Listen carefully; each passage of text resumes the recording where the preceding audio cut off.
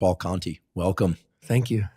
I'm very excited for today's episode and for this series because I, like so many other people out there, have a lot of questions about myself and themselves, and not just about ourselves, but how the different personality types out there, the healthy types, the narcissists, all the things that we hear about these days, gaslighting, all these sorts of things, what all of that really is. Perhaps we can dispel some of the myths that exist during the course of this series. I'm sure we will. I'm sure you will. Thank you. And also raise certain important questions that we should all ask ourselves in terms of trying to understand who we are and how we can be the best versions of ourselves, how we can experience the most happiness, also the most richness in life, because of course life isn't just all about being happy. So to start off this question, I want to raise a parallel with something I think for most people is more concrete, which is physical health. Mm-hmm. While there isn't an ideal physical self that's been defined by the medical community, we know, for instance, that there is a range of blood pressures that are considered healthy. Mm-hmm. There's a range of body mass index that's considered healthy, although that's a little controversial because it depends on how much muscle, how lean people are, et cetera. But, I think it's reasonable to say that the healthy individual is not going to get exhausted walking up a flight of stairs, that they could bend down and lift an object without hurting themselves. They might even have some additional strength or endurance, et cetera. Within the physical health domain, all of that is fairly well scripted, and there are protocols that people can follow to improve their physical health. We've covered many of them on this podcast before. When it comes to mental health and it comes to concepts of the self, things become much more abstract for people. In fact, I think most people, including myself, are kind of wandering around in the dark, wondering whether or not we are the best versions of ourselves, whether or not we're thinking about ourselves and the world around us in the best ways. So to start things off, could you tell us, what is the healthy version of self? I mean, what should we all be aspiring to? You've worked with people who presumably are healthy and people who have severe pathologies of different psychiatric types, right? Bipolar, narcissistic, sociopathic, and everything in between. So for me and for the listeners, what is a healthy self? What should we be striving for? Well, a healthy self approaches life through the lens of agency and gratitude. If you look at happy people, people who like their lives, right? No matter what stage of life they're at, right? No matter what their socioeconomic status is, race, religion, there's so many things that we think matters, right? And they matter to a lot of things. Do they matter to, is someone happy or not, right? They are not factors, right? The factors that tell us, is this person enjoying life? Are they going to take care of themselves? Are they happy they're here? Are they engaged productively in the world? Is agency and gratitude. And if we have those two things, then it's interesting. You almost never see someone go wrong, right? And even if there are difficulties, even if the things happen in life that can make some unhappiness, right? It doesn't take away the person's engagement in life, the person's enthusiasm for life. And I think if you look at even traditions of understanding, how are people happy, whether it's in psychiatry or it's through literature or through a religious lens, it is always people who approach life through the lens of agency and gratitude.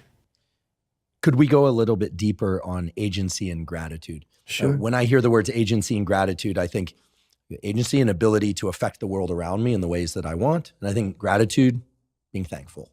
And we did an entire episode all about gratitude practices, some of the neuroscience and neuroimaging and neurochemical changes that occur in the brain and body when people exert a gratitude practice. But I have a feeling that when you talk about agency and gratitude, you might be talking about something slightly or maybe even quite a bit different than the way that I'm defining it. Yeah.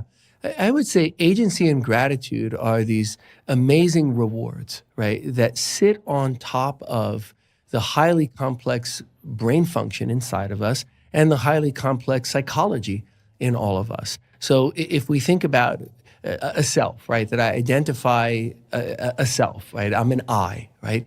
If I'm going to approach the world with agency and gratitude, that's sitting on top of a lot of healthy things, right? And the idea that, okay, there are ways in which we can be mentally unhealthy, right? But to start with, like, what is going on inside of us, right? And what does it look like when we're healthy. So there's a structure of the self, right? There's function of the self. And if we look at the structure and the function and the parts, the components of structure and function, we can come to understand, okay, what is going on in us? What might we change for the better? How do we build empowerment, right? Because empowerment is the ability to navigate the world around us and to bring myself to bear in ways that are effective. And from empowerment arises the sense of agency, right? I have agency because I am empowered, right?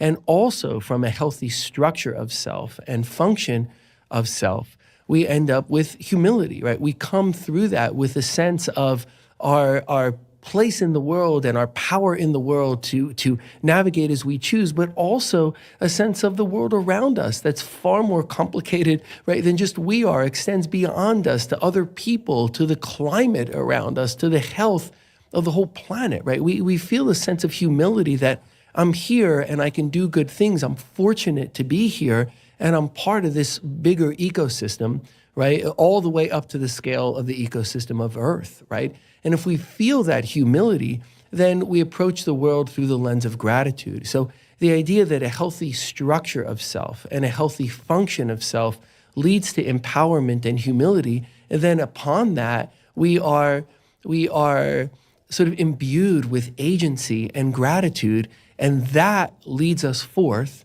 to happy lives.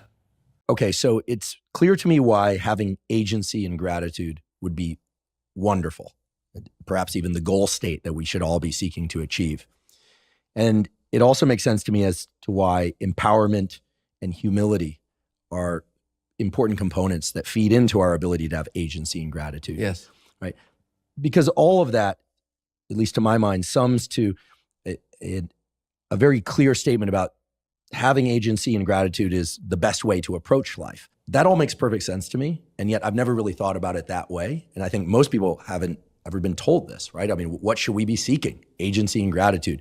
Yes. We've heard endless number of podcasts, including this podcast, about physical health. And we've been told by physicians and everybody else that, we should seek to have a relatively low blood pressure. We should seek to have a relatively low heart rate, that our cholesterol should be at a certain level, et cetera. So within the physical health domain, there are strong, clear messages about what we should all be striving toward. And in a similar way to how we're discussing the self in psychology, I don't think anyone seeks to have low blood pressure or low heart rate because that's what they want per se. They want those things along with some capacity for endurance, the ability to lift an object, so some strength, et cetera, because of the way that those metrics of health allow them to move through the world in the best possible way. In other words, having some degree of endurance allows you to walk down the block maybe a lot further, or to walk up several flights of stairs, or to have some strength allows you to pick up objects and effectively move through life. Right. You're telling us that having a sense of agency and gratitude, and that agency and gratitude are undergirded by empowerment and humility, and that's the best way to move through life, the most effective, happiest, if you will, way to move through life.